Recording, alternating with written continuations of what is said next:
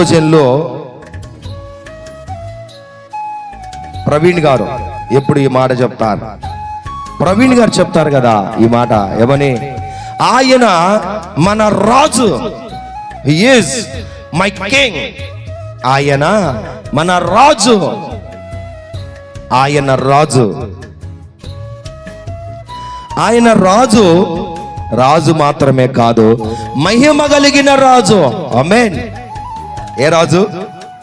మహిమ కలిగిన రాజు. మహిమలో గొప్ప గొప్ప మహిమ కలిగిన రాజు ఆయన.